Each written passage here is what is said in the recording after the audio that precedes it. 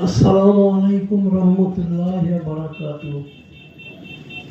ভাই, আজকের আমাদের এই ওয়াকফ বিল নিয়ে আমাদের যে মাঠে লাগতে হবে আমাদের ধারণা ছিল না।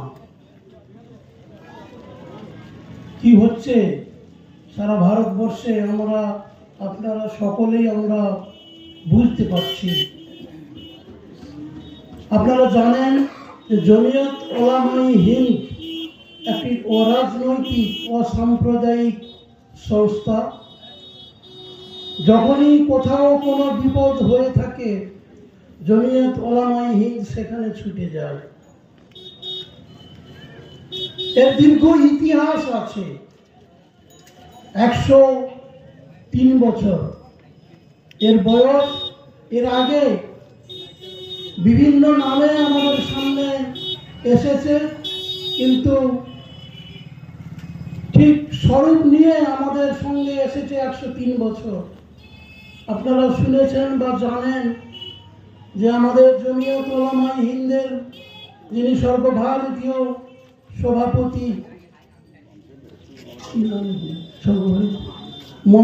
মাহমুদ মাদানী সাহেব, তিনি তো কয়েক বছর আগে শান্তিতে পুরস্কার পেয়েছেন অরাজনৈতিক সংস্থা হিসাবে।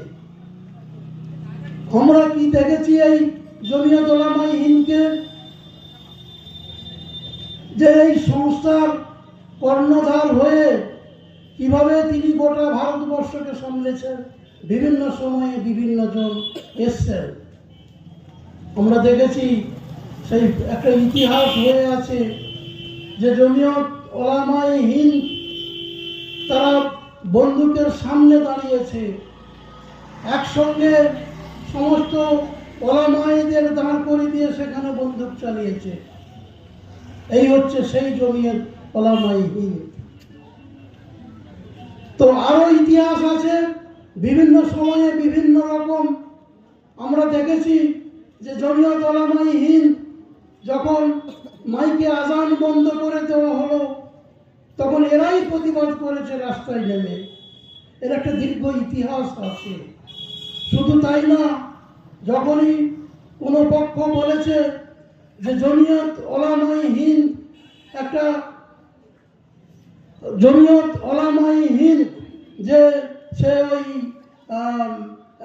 মাদ্রাসাগুলোতে কি হয় সেখানে খুব তীর্যক আকারে বলেছে, সেখানেও জমিয়ত ওলামায়ে হিন্দ প্রতিবাদ করেছে। এই হচ্ছে জমিয়ত ওলামায়ে হিন্দ। আবার আমরা দেখছি যে ভারতবর্ষের বুকে অন্ধকার নেমে আসছে। তারা সেখানে কোন রকম কোনো ঠাঁই পাচ্ছে না। বর্তমানে ওয়াকফ বিল নিয়ে হাজির। ওয়াকফ বিলটা কি? ওয়াকফ বিলটা এতদিন ব্রিটিশ আমলের যে সংশোধনী আইন তার উপর নির্ভর করে চলে আসছে। বর্তমান সরকার বলছে না, ওসব চলবে না। ভারতবর্ষের মধ্যে 30টা ওয়াকফ বোর্ড আছে, 30টা ওয়াকফ বোর্ড। সে জায়গায় সমস্ত জায়গায় মুসলিমরা সেখানে রাজত্ব করত। মুসলিমদের বাদ দিয়ে তারা সেখানে অহিন্দু তাদের বসাতে চাইছে বর্তমান সরকার।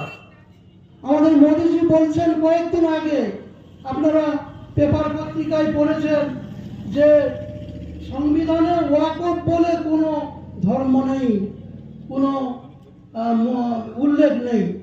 আমি অবাক হয়ে যাই, একজন প্রধানমন্ত্রী, তার জানা উচিত ওয়াকফ সংবিধানে আছে। সংবিধানের 26 নম্বর ধারায় এই কথাটা উল্লেখ আছে, যে ওয়াকফ বিলের কথা। তিনি সেখানে বলছেন যে না না না, ওয়াকফ বিলের কোনো কথা সংবিধানে নেই।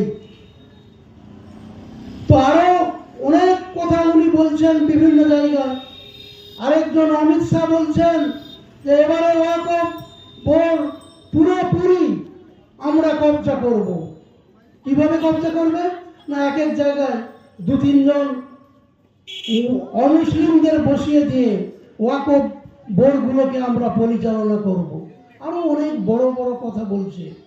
আমাদের সেই উদ্দেশ্যে আমাদের আজকের এই প্রতিবাদ আপনারা জেনেছেন যে কিছুদিন আগে সিদ্দিকুল্লাহ সাহেবের নেতৃত্বে হলো গোটা কলকাতা ছেয়ে গেল প্রতিবাদে। তারপরে হলো আমাদের বর্তমান পার্টি তারাও করেছে, তৃণমূল কংগ্রেস তারাও ওয়াকফ বোর্ডের বিরুদ্ধে প্রতিবাদ করেছে বর্তমান প্রেক্ষিতে। তাই আমরা আজকের এসছি এখানে সেই প্রতিবাদ সভায় সমর্থন জানাতে। শেষ পর্যন্ত বলছেন ওয়াকফ বোর্ড, বর্তমান ওয়াকফ বোর্ডে যারা আছেন তারা বলছেন এখন কিছুই হবে না, এখন আমাদের যে বাজেট অনুষ্ঠান আছে, বাজেট অনুষ্ঠানের পরেই ওই সম্পর্কে আমরা চিন্তা ভাবনা করব। তারা দেখছে বিভিন্ন জায়গায় জনমত গড়ছে উঠেছে চারিদিকে। আরে ওয়াকফ বোর্ড সে তো চিরকাল যেই রকম হয়ে আসছিল সেই রকম হবে না, ওসব কিছুই হবে না। আরো অনেক বক্তব্য আছে। আমরা দেখেছি যে সম্পত্তির অধিকার ছিনিয়ে নিলে আমরা জোর করে সর্বশক্তি উদ্ধার করব, অধিকার নিয়ে লড়াই করব। এটা কোনো দয়ার দান নয়, এটা মুসলমানদের তাদের জন্মগত অধিকার। এ সম্পত্তি আপনারা জেনেছেন যে নিজামদের যে দান, নিজামদের যে গোটা ভারতবর্ষে তাদের যে অবদান, তারা যে দান করেছে তার ধারে কাছে কেউ নেই। আরো আপনার হাজী মোহাম্মদ মহসিনের নাম আপনারা শুনেছেন। এত বড় দানশীল ভারতবর্ষে কেউ ছিল না। তারা ওয়াকফ পড়ে তারা দান করেছেন। এইসব দানগুলোকে অস্বীকার করা যায়?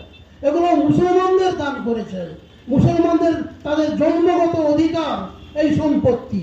সেখানে আমরা কি দেখেছি, বিভিন্ন জায়গাতে দেখেছি যে